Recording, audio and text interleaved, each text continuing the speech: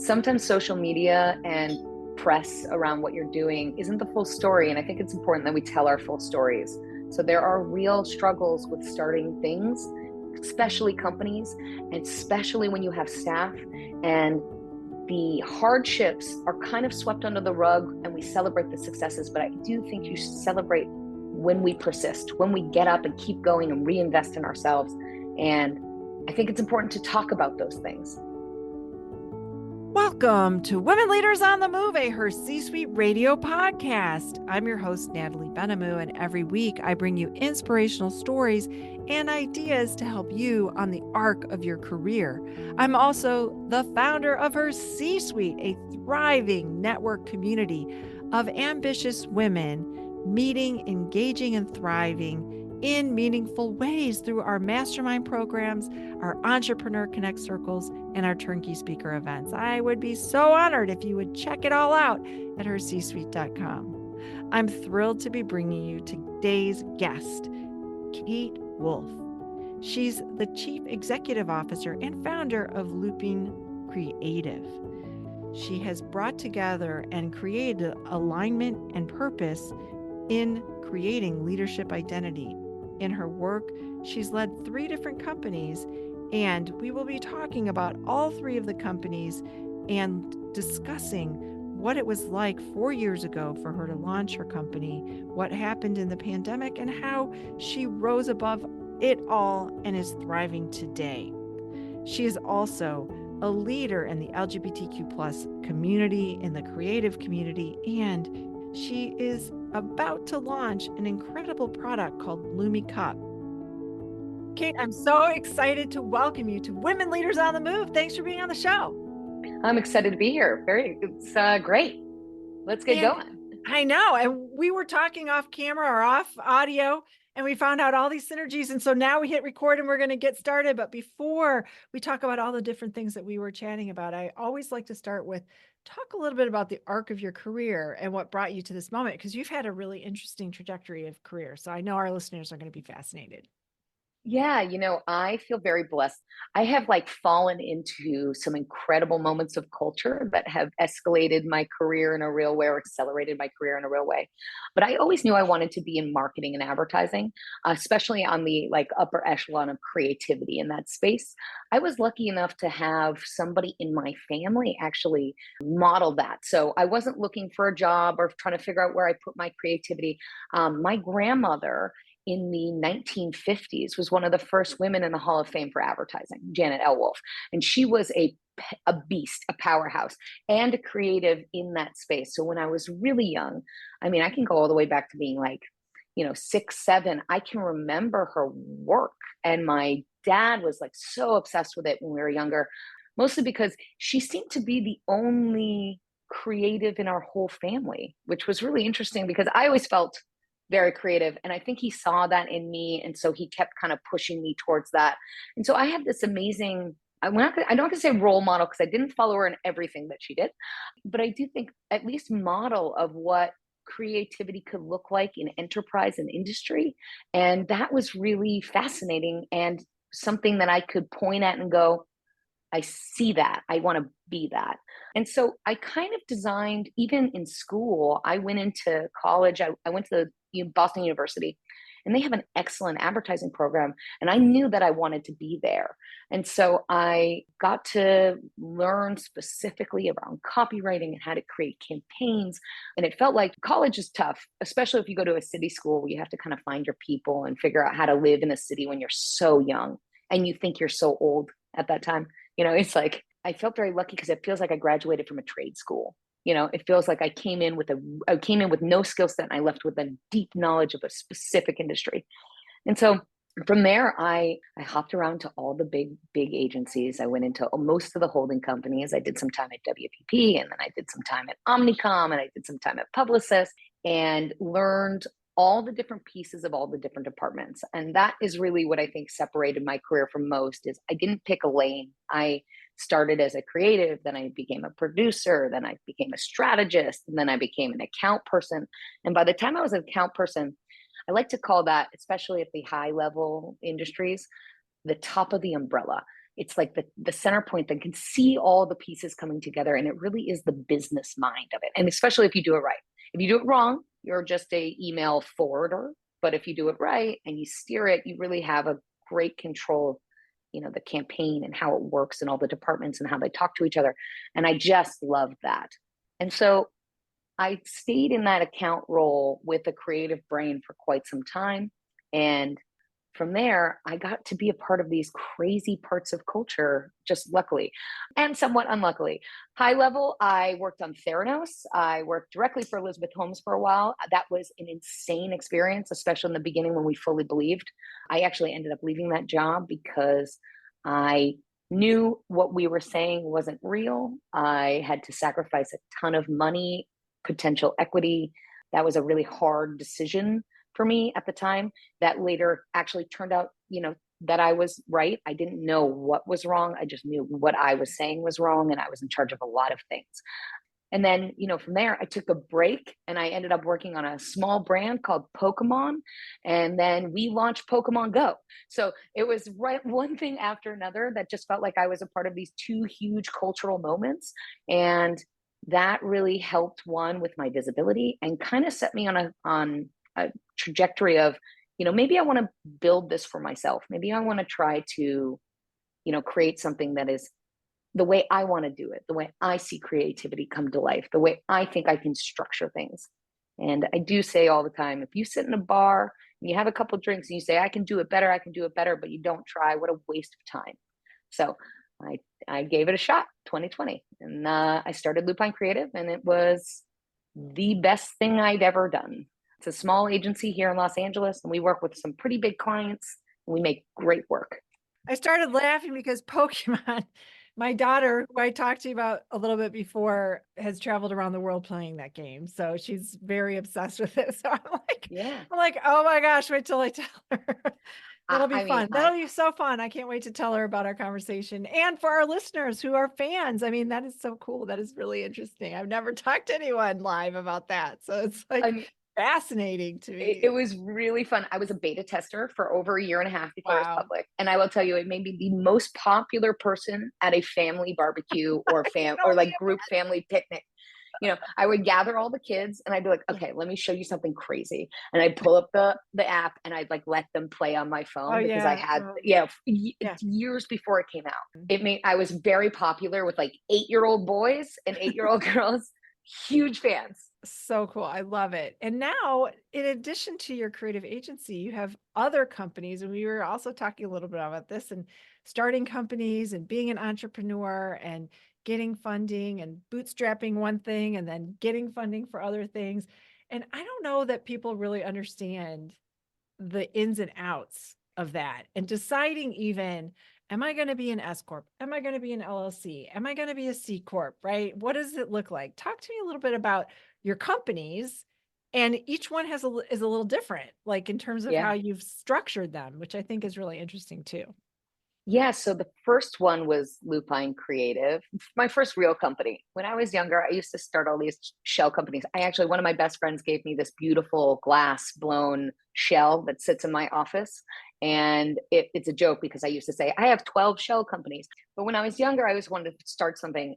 And I would make devil sticks and sell them outside of the ferry of Martha's Vineyard. I had a fake babysitting website where I would send my friends out and get them CPR certified. I had a shoe company in college, but my first real business was Lupine Creative. And when we got some success, I kept reinvesting the money back into the company and then also looking at other ways I could expand that, because I do think the big thing that I learned when starting something on my own was it felt like what I was doing in marketing only for myself, which was really interesting. Instead of doing a project and solving a problem and building something that maybe could sustain for a brand or product or service, I just started to do that and thought, oh, I can apply this methodology and this structure and this creativity to building something that is for me and for the people around me. So Lupine was born. Lupine means wolf. My wife likes to say too creative to name it after, but too vain to not. What's Latin for wolf? So Lupine Creative started, and then the second company that I started after that was a production house. It's called No Sheep Studio, and those two directly, they're kind of like sister agencies, and they talk directly to each other. And then the third one is called Do the Work, and that's WERQ.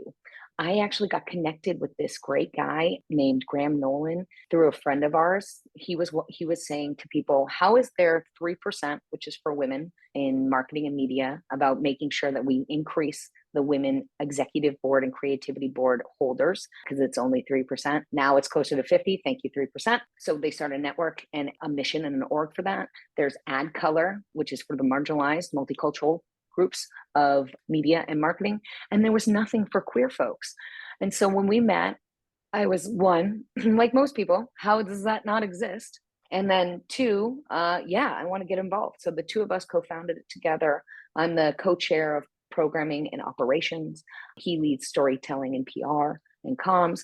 We create moments and physical moments, digital moments, programming that are all designed to increase queer visibility, both in media and marketing, hold people accountable for doing so, and making sure that we are a safety net and a safeguard for individuals and external representation, and having people kind of step up and do the right thing. So we commission studies, we do a lot of thought leadership in that space. I'm actually headed to Cannes next Thursday, very excited. We'll be speaking on the Palais, which is great. Last year we spoke about all the gorgeous mistakes you'll make while trying to address the LGBT.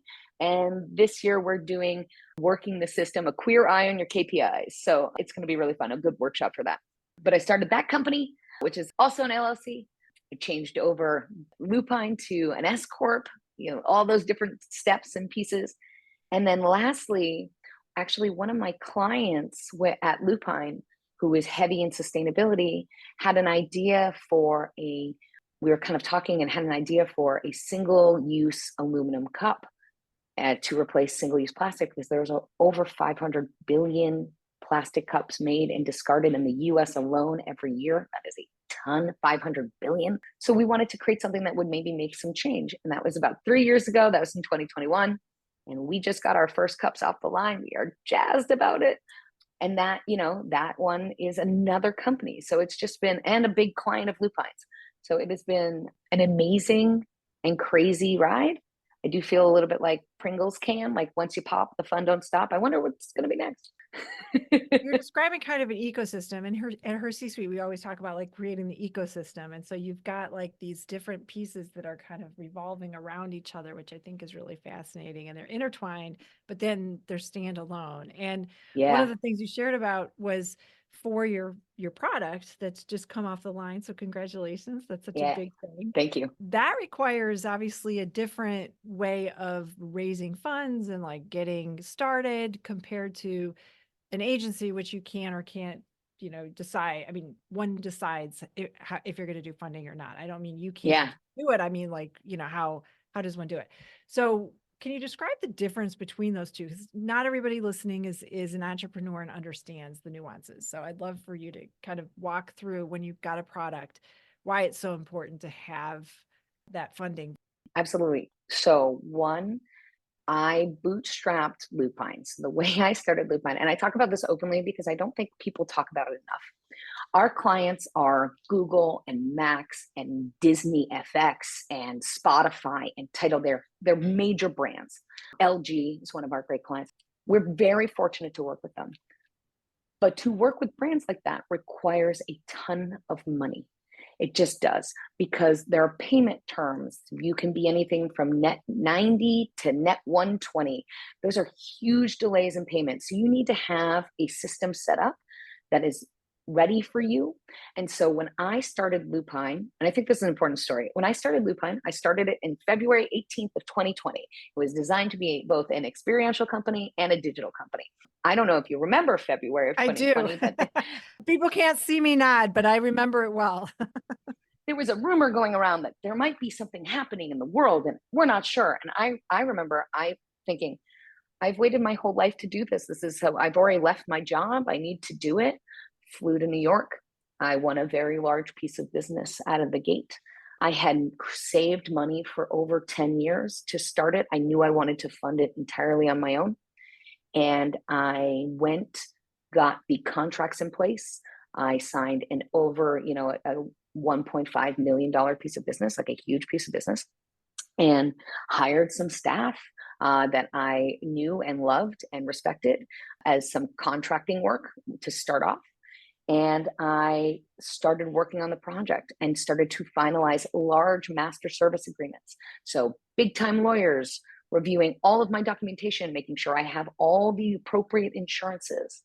And one of the things that happens with insurance companies when you're working, especially if you're doing large scale events, you need to carry a certain amount of insurance based on your master service agreement with every client. So whatever the highest rate of your client base is for your insurance rate, that's what you need to carry. It's like almost like best of nations. And that is great when it's amortized over a year or so in micro payments, like everybody's insurance. But for big companies, they have clauses in their large scale contracts that say if you're founded or formed your entity, so Lupine, in the same year as the event, you need to show proof of insurance for up to 12 to 24 months. So you have to pay your premiums in advance. So you have an insurance clause that shows your basically certificate of insurance shows that you are covered in case something happens post-event, which makes complete sense. Business logic there is sound. So I did those things, and I spent the entire nest of my startup funds in cash to pay, some staff, because payroll is biweekly, and also to pay up the insurances to lock in these large scale pieces of business for then I would get funded for later as they were paid back to me. I was elated in end of February, early March. By March 15th, things were really starting to slow down and shut down. And by the third week of March, we were pulled out of that contract force majeure, and I lost our entire life savings. I lost my staff. I had to pay fully out. I did not get money back from the brand we were working with because it was acts of God, which is fair in the contract. How would we know? Force majeure. And I shut Lupine down. And I mean, talk about brutal. I call my next phase my Hunter S. Thompson phase. I took every master class there was. I was, drinking a fifth of bourbon and having a great time in my head till my wife said, enough, go out and pitch some more work. And I did do that. And I ended up pitching Max for, well, at the time, HBO, but now Max. I ended up pitching this piece of work for Digital Pride, and we won it. And that was talk about one of the greatest projects I've ever been a part of. It was so fun to figure out how to build a community platform for people to actually engage in and celebrate during a time where celebration was so hard. Because also, I don't know if you remember, June of 2020, also so hard for multiple reasons. With the protests happening, the Black Lives Matter movement, which was paramount and should be talked about more to this day. It was an amazing, amazing opportunity. But the way I funded Lupine to do that, is through credit card. I took out over $700,000 of credit card debt. And that's how I funded the whole company for the first year, which is an insane thing to think about. It requires an incredible risk. Obviously, I am now a points guru. So if anybody has questions about how to travel for free, I'm your girl. But that is how I had to self-fund it afterwards. And then post all of that, we are now very, very healthy. But service is a grind. And if you're an agency, you are service, and it doesn't scale. So you can't quickly scale a company like mine without losing creative control or direction or culture, because the quickness of it means people won't have enough time to be aligned. And so that was a really interesting thing for me. And I thought, okay, I love what I do, but I want to do something that is scalable. And that's really when product came in. And that's when I thought, okay, let's make something that is, something that once we figure out how to make it, we can make it exactly the same way as many times over without changing or growing the personnel so much at the top leadership. Because in creative work, to grow, you have to grow your top leadership, which is your overhead. And anybody that runs a business will tell you the most expensive part of business is people. And as someone that bootstrapped my company, I can appreciate the commitment. It's not for the faint of heart. It is not. And I started in 2020 as well, although it was at the end. But the days that you're talking about, because I was in trade shows, I remember March 7th, I think March 7th, around then, like I had 1,000 shows going on. I got calls and it's like, we're sending the trucks back. The trucks are Yep. we're just gonna leave everything here, like unfinished. Everyone's just told to just like leave the building. You're like, what's Yeah. supposed to happen to these assets that are like sitting there? Like they weren't even able to like, sometimes we weren't even able to take them down, right? Because they were just like, oh my God, we have to just get out of here. And it was just deer in the headlights. But I mean, I can only imagine 6 weeks in and you having done all that had to Yeah. have been just a total, my heart goes out to you because that would have, I lived it in a different way, but not that way. So that's amazing. Yeah. It felt a little bit like the energy. If you ever see like a cliche moment in a Vegas casino where somebody, doubles down, doubles down, doubles down, hits blackjack, and then says, let it ride, and then loses all of it. It felt a little bit like that. I am thankful that my wife is a physician and was working in LA County. So she's a frontline worker, specifically at a very, very big and real hospital for COVID. And so she was on the COVID ward during this whole time. So I feel lucky that I had perspective. I don't think I am a strong enough. I will give myself a lot of credit, but I don't think I'm a strong enough person that if I didn't have that mirror of perspective the entire time, I probably would have wallowed a lot longer. And because I had somebody that was, you know, money is money, lives are a different thing, so it was healthy for me to have that part or that perspective in the room. But yeah, it was, I mean, terrible, absolutely terrible, but I Yeah. did learn a lot from masterclass. Yeah, I So know. I much. did a lot of classes too. And my analogy was I was the conductor on the Titanic. So I was playing the music. Yeah. And we were like doing digital transformation for our clients, but then behind the scenes, like everything is like falling apart. But Yes. like to the Keep client, playing. you're Yeah. just like, everything is fine. You're going to be fine. And I had to be the cheerleader to all the clients because Yeah. trade shows and I, led creative and the teams and I totally get it. So we have lots of things that we could talk about. But if people want to know more about the things that you're doing and especially Lumi, let's talk one more time about that because Yeah. I know that it's super exciting and I know our listeners are interested in sustainability. So where would they go to find out all the things and hear more about? We are going to be on market hopefully in the next few weeks to months. So, but we will be all B2B. So we're looking at large scale venues and travel and leisure, hotels and hospitality, things like that, and hopefully some college campuses. The objective is, so LumiCup is it came from a very simple idea, which is we can do this better. We can use a material that is fully recyclable. I don't know if you know much about aluminum, but aluminum is insane. It's infinitely recyclable. It's the second most common element or metal in the world. So there's an abundance of it. It uses only 5% of like the energy required to recycle it. So from its original make. So if I think the stat right now is like 72 to 75% of all the aluminum ever made to date is still in use because we are that good at recycling it. To basically downcycle it, it only takes 5% of the energy that it costs to make it in the first place. So we're not making a ton of aluminum all the time, which is great for our planet and for our ocean and for all the animals, and including us. We are social animals sharing this planet. So we thought, especially in events, I was a person that was ordering tens of thousands of plastic cups with brand names on them yearly, and probably using anywhere between 50 and 60% of them, and the rest of them just sit in a warehouse. They can't be used again because they're for a specific thing. So they either get donated, but they all get trashed, and there's nothing to do with those plastic. And then, eco-ware, I was starting to get really frustrated with that because eco-ware is really dangerous to sustainability. It is clouded with misinformation and sometimes just outright lies for how it actually works. So in some ways, there are pieces of like greenware and ecoware and those kind of products that are made from compostable materials.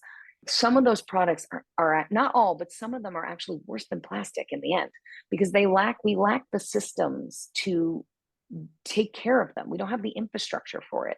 And so like what it does is it creates apathy and it creates, laziness around how we treat recyclability and goods and how we have to. So it does feel a little bit like virtue signaling when there's adoption with that. So we just wanted to find something that was just clean and clear and easy. And thus was LumiTerra, which means aluminum earth, and the LumiCup, Lumi for short. And we make 4 sizes right now, 2 9-ounce cups, one that's kind of like a squat. It looks like a classic wine cup. And then one that's a little bit tall, more thin, like a flute. And then we have a 12-ounce and a 16-ounce.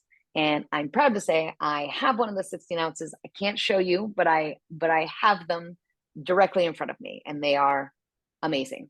And you can crush them like a can in your hand. They're very lightweight. They're designed to be recycled. So good. So good. So Yeah. many things. Like I said, I could talk to you forever. It's been such a delight to hear about all the things that you've done and your journey. If people want to find more about you, because you've got multi businesses and all the things, what's the best place for them to go to find you? The fastest way to find me is probably Howl at Lupine Creative. That's Howl, like at the moon. And then on Instagram, I'm pretty active, and same with LinkedIn. Those are my channels. So either Lupine Creative or the LumiCup or Do the Work, all of those, WERQ, they'll all lead to me, as well as, my personal handles, which is Kate Wollf or KWolf08. And yeah, I would love to connect with folks. I am a strong believer that, you build your networks and connective tissue. And if you put good out, good comes back. So, the more people I've met, I wouldn't be here without all of the people changing the way I think around the world. Every person that I'm in contact with helps the collective conscious that leads us to this conversation, which I've loved. Amazing. Thank you so much for being on the show today. I've really enjoyed it. Thank you. Yeah, of course. Thanks for having me. Thank you for spending your time with us today. I hope you got as much out of this conversation as I did. I really enjoyed speaking with Kate. And if you're an entrepreneur, we have programs just for you, including our mastermind program as well as our Entrepreneur Connect circles. I hope you'll visit us and learn more. If you found this episode helpful, I would be so honored if you would rate and review the show. It really helps people find us, and it spreads the word on how we can all empower and advance women together. Keep shining your light bright. The world needs you.